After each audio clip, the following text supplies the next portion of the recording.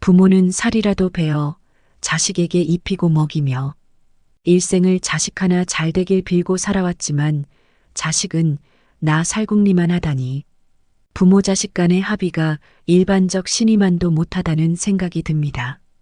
물론 부모는 하나같이 자식 덕 보려고 자식 키우지 않는다고 말을 합니다. 어떤 부모라도 그것이 진심이고 사실입니다. 하지만 자식으로서 그 뜻에 부합하면 어리석다 할 것입니다. 부모의 마음은 마음으로서가 아니라 자신이 갖고 있는 모든 것을 자식에게 다 주어도 아까워하지 않습니다. 자식에게 다 해주고 싶은 게 부모 마음입니다. 그래서 자식들 교육비, 결혼자금, 사업자금까지 다 대주고 손자, 손녀까지 돌봐주시는 부모님들도 많이 계십니다. 그런데 금전적으로 가니며 쓸개며 다 내주었을 때 자식들이 우리 부모님들께 더 잘하던가요? 그저 사랑으로 밀어주고 끌어주면 되는 줄 알고 했던 것들이 생각과는 다르게 어리석고 무지한 것들이 될 수도 있습니다. 이렇게 다 퍼주고 자식에게 기대감을 갖는다면 나중엔 부모만 큰 상처를 받을 수도 있습니다. 최근 60세 이상 노부모들 중 길을 잃고 방황하는 이들이 많아졌습니다. 그 원인을 조사한 결과 60대 노인들이 노후를 위해 준비한 자금을 자식들에게 내주었기 때문입니다. 노후 자금마저 내준 부모에게 자식들은 부모에게 경제적 지원을 할 계획이 없으며 그 수치가 33%로 나타났고 부모를 부양할 계획이 없다는 말과 같습니다. 이유는 내 자식 키우고 내 가정 꾸리기 바빠서가 47.1%였고 경제적 부분은 부모 자식 간이라도 철저히 해야 하기 때문에 그리고 나의 노후를 챙겨야 하기 때문에라고 답했습니다. 이것이 직장을 갖고 살아가는 이 30대들의 생각인 것입니다. 여기에 꼭 맞는 자식 키워봐야 아무 소용없다라는 속담이 있습니다. 나와 자식 관계가 일촌이면 나와 부모도 일촌인 겁니다. 내가 부모를 통해 세상의 빛을 봤으면 그 은공에 보답해야 하며 그것은 보이지 않는 불문율이며 그 모습을 자기 자식에게 보여줘야 그대로 섬김을 받게 됩니다. 부모 자식 사이는 천륜이라는 말이 있습니다. 인위적으로 맺고 끊고 모시고 안 모시는 게 아니다. 뿌리 없는 나무가 없듯이 근본을 모르는 자는 금수보다 못합니다. 부모는 자식에게 생색을 내거나 바라지 않으며 비가 오고 바람이 불어도 먼저 자식을 생각합니다. 목숨을 다하는 그 순간까지도 자식 걱정에 눈을 감지 못하는 것이 부모입니다. 그런 부모를 놓고 부양을 하겠다 못하겠다 하는 것 자체가 어불성설이며 언어도단이라 생각됩니다. 이 도리를 저버리고서야 어찌 자기 자식에게 어떻게 인간의 도리를 운운하겠습니까? 작금에 늙어가는 부모 세대들은 그 부모들을 모심에 있어 대부분 정성을 다한 세대이며 비록 자신의 부모들이 6.25를 겪으며 못 먹이고 못 입히고 변변한 학교를 못 보냈어도 나를 낳아준 부모의 은공을 알기에 당연함으로 받아들였습니다. 그러나 요즘 젊은이들은 배고픔이 뭔 줄을 정말 모르고 사는 세대이며 조금만 움적거려도 하루 벌어 한 달 먹을 쌀을 준비할 수 있는 세상에 태어났습니다. 눈물 젖은 빵을 먹어보지 못한 자는 인생의 진미를 논하지 마라 했던가요? 같은 빵 한 조각에 설움과 감사가 넘치는가 하면 테두리를 이리저리 떼어내고 속만 파먹는 요즘 세대들이 어찌 빵 한 조각에 서린 눈물의 의미를 알까 싶습니다. 이 같은 조사 결과 뒤에는 너무 계산적이고 현실적이며 이기적인 존재감만 불어넣고 있는 우리 사회와 교육당국이 무거운 책임을 져야 하지만 남 탓만 하는 젊은 세대들이 더 큰 문제가 아닌가 생각됩니다. 오죽하면 요즘 부모들 중에는 남은 땅 한마지기는 절대로 자식에게 넘겨줘서는 안 된다고 할까요? 모든 것을 다 주고 나면 마치 부모의 할 일이 끝난 것처럼 여기고 귀찮고 피곤한 존재로 치부하는 자식들, 늙고 병들어 기력이 쇠하면 자식들끼리 서로 떠맡지 않으려고 전쟁 노름하고 심지어 내다 버리기까지 하는 세상입니다. 그나마 자식들끼리 뜻을 맞춰 몇 푼씩 걷어 요양원이라도 가게 된다면 퍽이나 다행이고 방치되어 몇 개월 만에 발견되는 독거노인들 이야기가 뉴스거리가 되는 세상 아닌가요? 하늘이 내려준 인연을 저버린 채 늙은 부모를 방치했다는 소식이 심심찮게 들려옵니다. 자식들에게 버려진 88세 새우등 할머니의 처절한 몸부림을 아시나요? 6명의 자식에게 버림받아 찜질방을 전전하던 88세 할머니의 사연이 재조명되었습니다. 할머니께선 8.15 해방 전 1944년 당시 나이 14세에 이북에서 내려오셔서 사시다가 할아버지와 혼인하여 슬하에 6남매를 두셨습니다. 그 자식들 먹이고 입히고 가르치기 위해 부모님 자신들은 모진 삶의 무게와 가난에 허기진 배를 물로 채우며 견뎌내야만 하셨습니다. 첫째 딸을 낳으신 후 할아버지는 6.25 전쟁에 참전하여 6년 만에 제대를 하셨고 할머니께서는 남편이 전쟁터에 가신 후 6년 동안 굶는 것을 밥 먹듯 하며 가난한 살림에도 시부모님을 남편 목까지 정성껏 섬기며 효도를 다하셨다고 하십니다. 자식들에게 가난을 대물림해선 안 된다고 하시며 강원도 깊은 산속으로 들어가 화전을 일구며 손발이 다 닳고 등이 휘도록 험한 일도 마다하지 않으셨고 할머니께서는 40여 년 전에 자식 대학 등록금을 마련하려고 누에를 치시다가 나무 꼭대기에서 떨어져 허리를 심하게 다치셨어도 병원 한 번 못 가시고 방치해 두었던 허리는 그 후로 더 심해져서 새우등처럼 휘어버리고 말았습니다. 이렇게 평생을 자식 뒷바라지한 할머니와 할아버지는 6자식을 모두 키워내셨습니다. 평생을 자식들 뒷바라지하고 남겨두었던 부동산, 현금, 금부치까지 전 재산을 모조리 자식들에게 주고 남은 거라고는 노부부가 오손오손 의지하며 살아가던 집과 텃밭뿐이었습니다. 그런데 그건 마저 둘째 딸과 둘째 아들이 부모님께 찾아와서 땅을 사서 집을 짓는데 자금이 부족하니 부모님의 마지막 노후 자금인 집과 텃밭을 팔아서 보태주면 부모님 노후를 편히 모시고 효도하겠다며 온갖 가머니설로 마지막 보금자리마저도 팔아갔습니다. 부모님의 노후 자금이었던 집과 텃밭을 매매한 대금을 둘째 딸이 가지고 간 후에 4, 5년이 지나도록 그 효도 약속은 이행되지 않았고 돌아온 건 차가운 홀대뿐이었습니다. 정신력이 강하시고 꼿꼿하셨던 할아버지는 애꿎은 할머니에게만 역정을 내시면서 둘째 딸과 아들이 앗아간 노후 자금을 찾아오라며 추궁하시다가 자식의 배신으로 충격을 받은 할아버지는 그 후 극심한 스트레스를 호소하다 지난 2015년 뇌출혈로 돌아가셨습니다.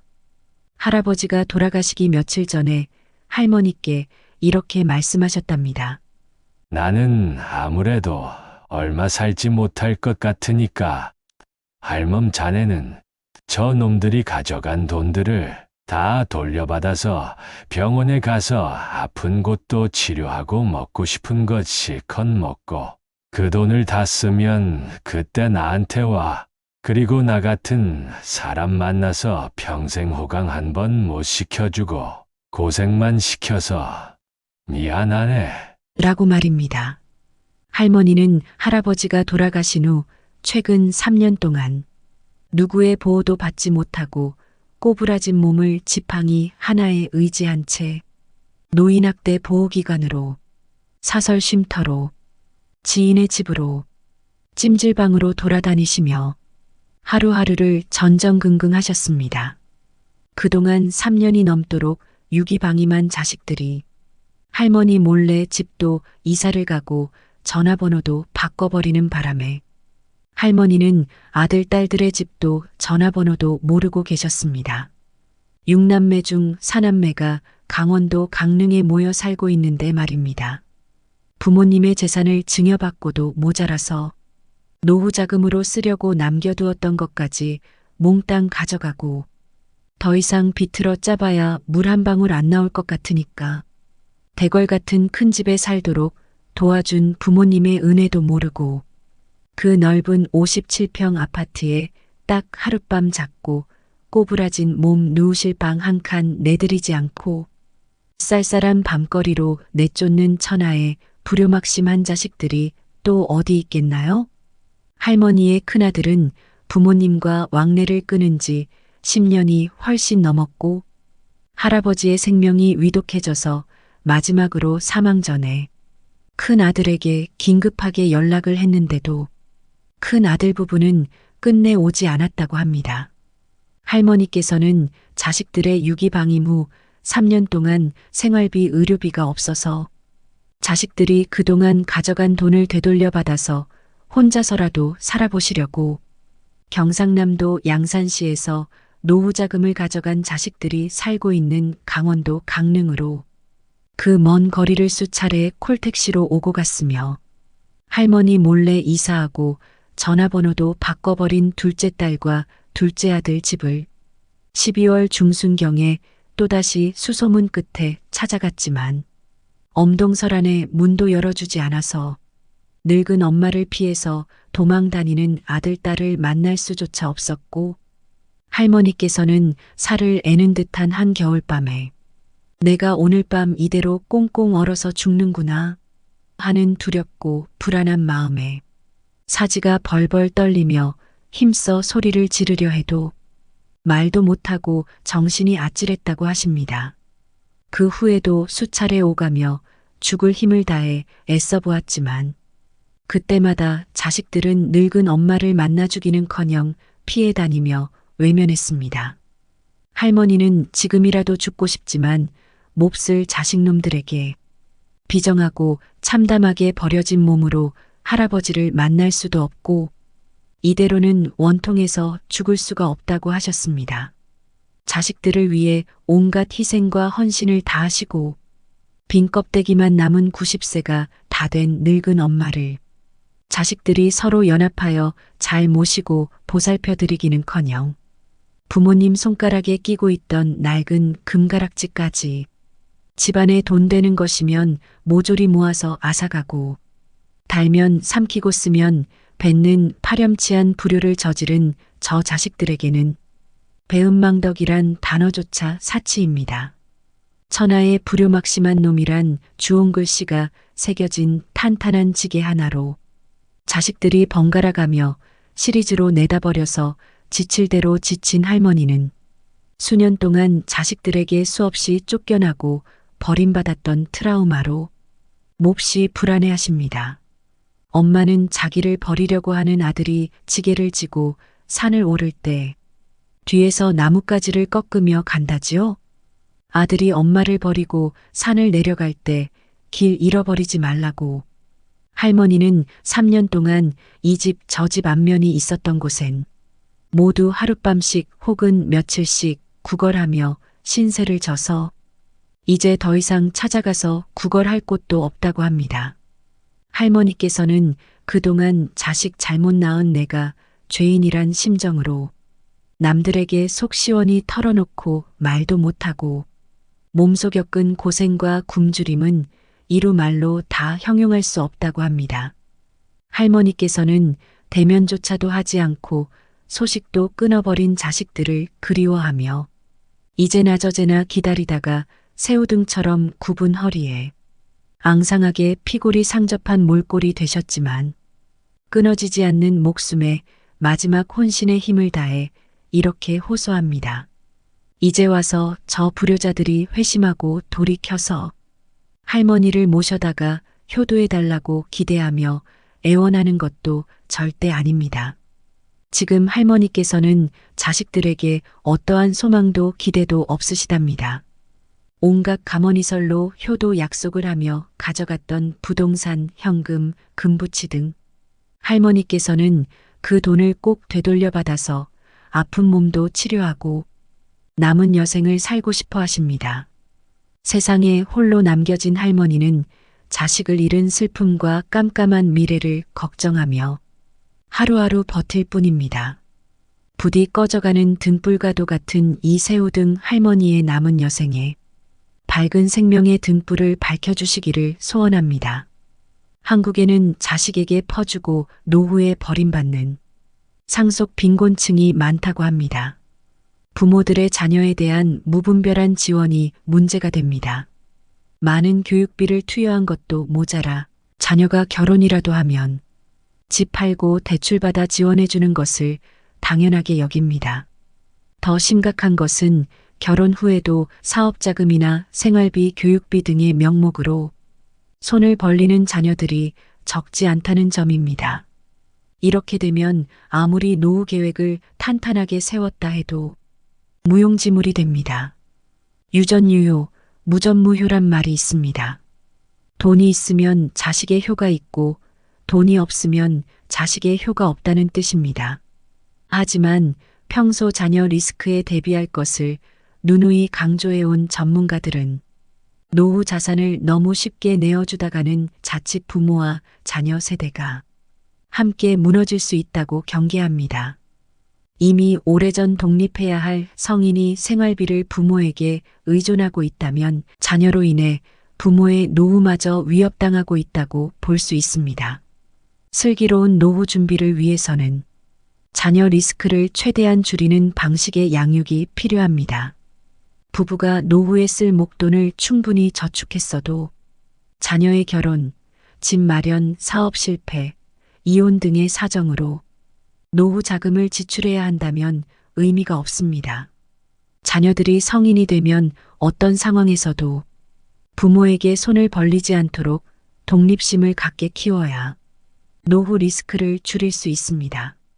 유산은 안 주면 맞아 죽고 미리 주면 굶어 죽고 밥만 주면 시달리다 죽는다는 말은 새겨들을 말입니다. 물려줄 유산이 있다면 현명하게 처신해야 부모도 자녀들도 갈등 없이 행복하게 살 수 있습니다. 무조건 죽을 때까지 유산을 갖고 있어야 한다는 말도 큰 의미는 없습니다. 나이 70이 넘으면 큰돈 쓸 일이 별로 없고 식사하고 TV 보고 산책하고 가끔 병원 다니는 게 대부분 일과입니다. 아무리 비싼 음식도 치아가 좋지 않거나 소화가 안 되니 집밥이나 큰 차이가 없으며 명품으로 치장한들 태도 안 나고 장시간 비행기 타는 해외여행은 오히려 건강에 해가 될 수도 있습니다. 부부가 편하게 쉴 수 있는 집 한 채, 취미 생활과 병원비로 쓸 돈 정도만 있으면 되니 지갑을 자주 열어 후하게 써야 노후가 풍요롭습니다. 자녀는 부모의 성향과 행실을 담는데 부모가 조부모에게 어떻게 행동하는지를 보고 배운다면 부모를 돈으로 보고 유산만 탐을 내는 자녀가 있다면 스스로 행실을 돌아보고 반성해야 합니다. 굳이 자녀에게 용돈 받지 않고도 내 돈으로 맛난 거 사 먹고 여행 다닐 수 있을 정도로 노후를 준비해야 현명하겠습니다. 마지막으로 자식에게 기대지 않고 노후에 잘 살려면 필요한 것 3가지를 말씀드리겠습니다. 노후의 3대 괴로움은 가난, 병, 외로움이라고들 말합니다. 요즘은 특히나 혼자 사는 분들이 늘어나고 있습니다. 혼자서도 행복하게 잘 살려면 우리는 다음과 같은 것들을 준비해야 합니다. 첫째로 우리는 혼자 있을 때도 할 수 있는 취미가 필요합니다. 할 게 없으니 다른 사람에게 관심이 가고 의존하게 되는 것입니다.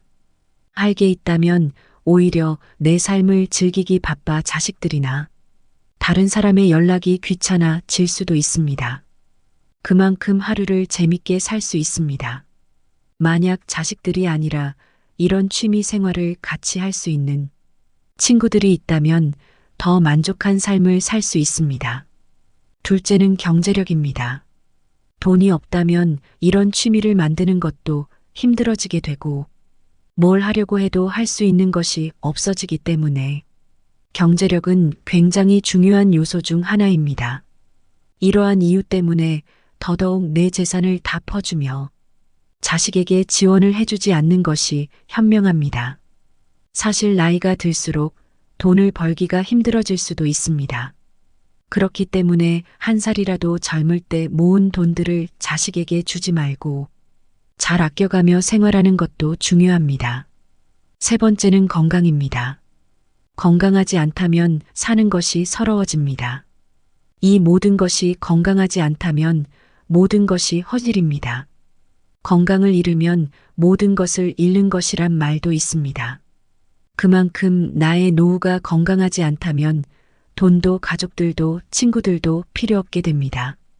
건강해야 일도 할 수 있고 취미 생활도 즐길 수 있고 친구도 만날 수 있고 여행도 갈 수 있고 무엇이든 건강이 받쳐줘야 할 수 있다는 것을 잊으면 절대 안 됩니다.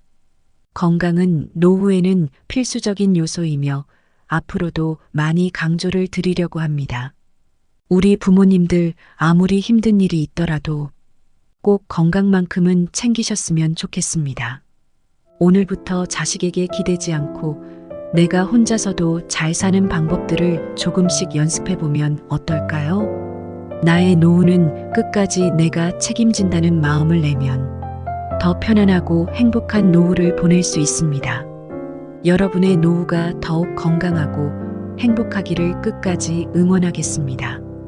더욱 유익한 내용으로 찾아뵙겠습니다. 오늘 내용이 도움이 되셨다면 구독, 좋아요 부탁드립니다. 영상 제작에 큰 힘이 됩니다. 끝까지 시청해 주셔서 감사합니다.